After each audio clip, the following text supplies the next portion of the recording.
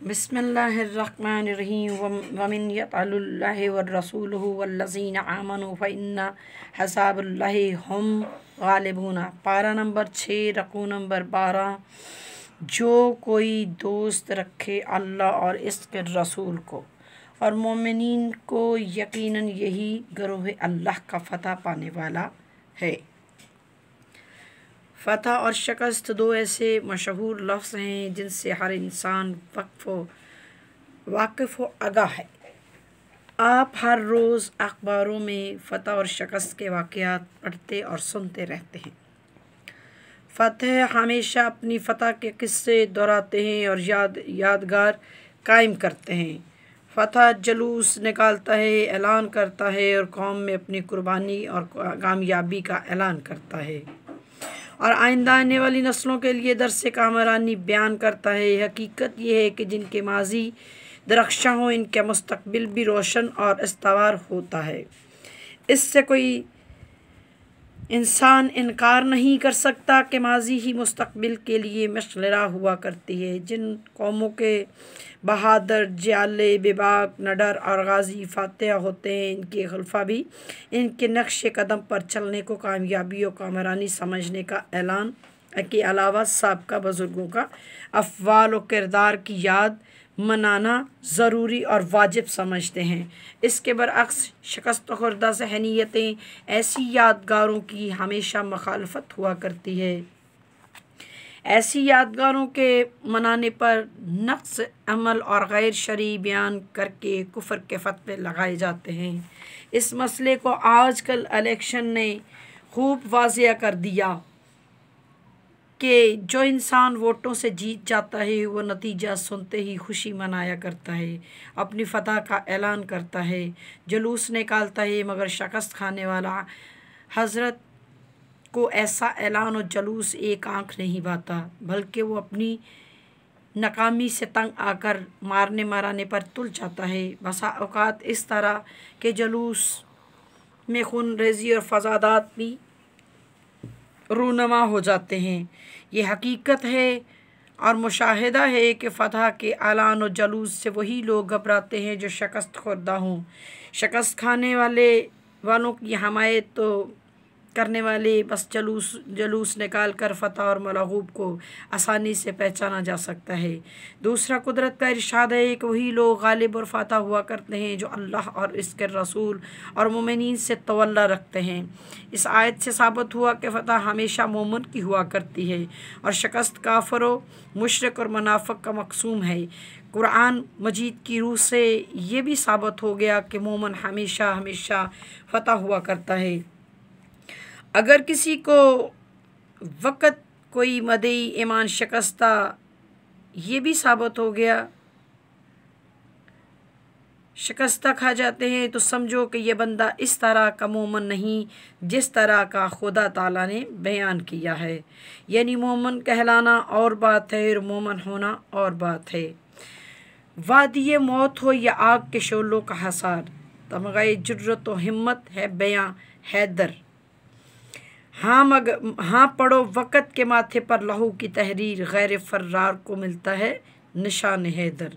मुसलमानों, फ़तह हमेशा हक़ की हुआ करती है, बातिल की कभी फ़तह नहीं होती। दुनिया की गलत फहमी के बातिल भी जीत जाता है, हरगिज़ ऐसा कभी नहीं हुआ। सुनो तारीख़ इंसानी में हक़ व बातिल का सबसे पहला टकराव इस दिन हुआ जिस दिन शैतान ने आदम की खिलाफत ज़हरी को चैलेंज किया। इधर आदम के जस्ते खाकी में नफ़ा के रूह हुआ, उधर मारका हक़ व बातिल रास्ता हुआ और इस मारका का जो अंजाम हुआ वो किसी से पोशीदा नहीं। शैतान की गर्दन में अब्दी लानत का तौक और इसके सीना पर रजस का तमगा आवेज़ा हुआ। अलावा इसके कि वो मुर्दों और मलाऊन करार पाया, मरदूद और मलाऊन करार पाया। बरोज़े क़यामत हमेशा के लिए नारे जहन्नम में बंद कर दिया जाएगा। इसके बरअक्स आदम के फ़र्क मुबारक पर खिलाफत एलिया और राज़िया का ताज जगमगाया गया। दोष पर रूए हकूमत जलवाबार हुई, नबुव्वत की मोहरे अंगुश्त मुक़द्दस की जीनत बनी, रसालत का जलाल जबी मुबारक से नमाया हुआ, मस्जिद मलाइका होने का शरफ आपकी अज़मत का नकब था। बस आदम के इंजाम और शैतान के इंजाम कार पर निगाह डालकर फैसला कीजिए कि फतह किसकी हुई, खिलाफत एलिया का अमीन कौन करार पाया और हमेशा हमेशा के लिए मलाऊन कौन हुआ। बस फतह हक की हुई। और सुनिए, हक व बातल का दूसरा टुकड़ा हज़रत नूह अलैहिस्सलाम के ज़माने में हुआ। एक तरफा अकेले नूह थे, दूसरी तरफ पूरी कौम, एक सिमत इंतहाई कमज़ोर और अक़लियत, दूसरी तरफ बेपनाह अक्सरियत। हक का पुरस्कार एक, बातिल के शदाई लाखों।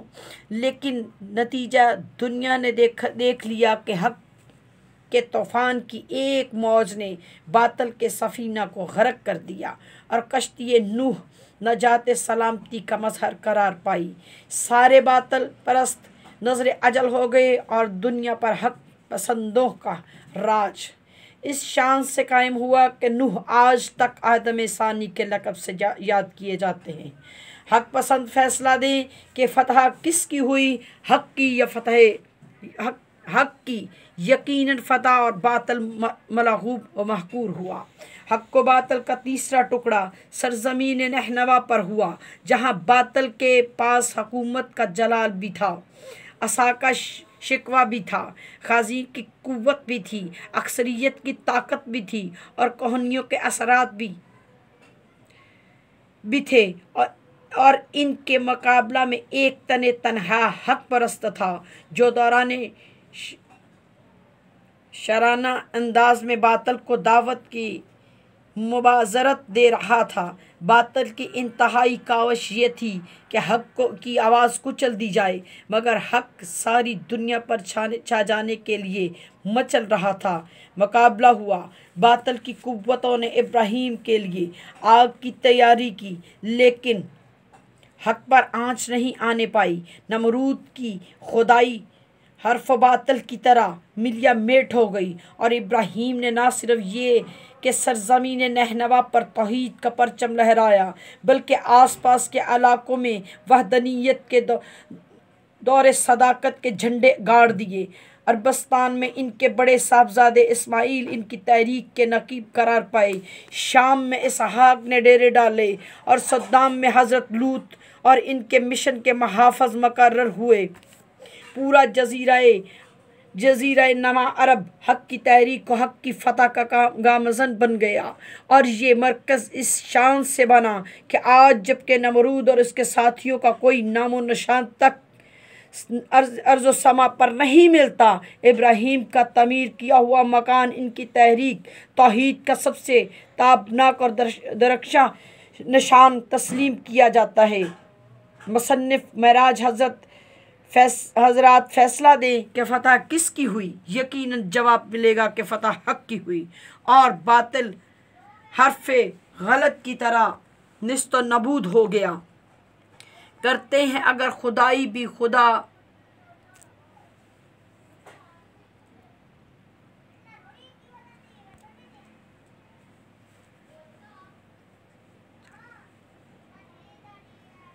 हक व बातिल का चौथा मार्का। सुनिए, मिस्र की सरजमीन पर हक व बातिल में जो तसादम हुआ वो तारीख़ इंसानी में आबोज़र से लिखे जाने के काबिल है।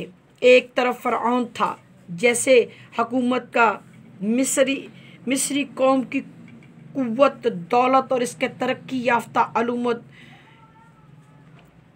फ़नून सल्तनत का फ़ख्र और दौलत का गरूर था। दूसरी तरफ एक कंबल पोश और बोरिया नशी मुजाहिद था जो हर किस्म के ज़हरी और साजो सामान से तहत दस्त था। फ़िरऔन बनी इसराइल को ग़ुलाम बनाए रखने और अपनी रबूबियत तस्लीम कराने पर मसरूफ़ था, मगर मूसा बनी इसराइल को आज़ाद कराने और इस झूठी रबूबियत को मटाने पर तुले हुए थे। टकराव हुआ और इंतहाई सख्त हुआ। नमरूद से बढ़कर फ़िरऔन को एक और ताकत हासिल थी, और वो थी इल्म और सहर की कुव्वत। लेकिन जिस तरह इब्राहीम के हाथों नमरूद को शिकस्त हुई, इसी तरह मूसा के हाथों से फ़िरऔन गरक दरियाए जलालत हुआ। मिस्र सल्तनत ख़त्म हो गई और सरज़मीन शाम पर बनी इसराइल की हुकूमत कायम हो गई। मुसलमानों, फ़तह हमेशा हक़ की हुआ करती है और बातिल की किस्मत में ज़िल्लत व ख्वारी हुआ करती है।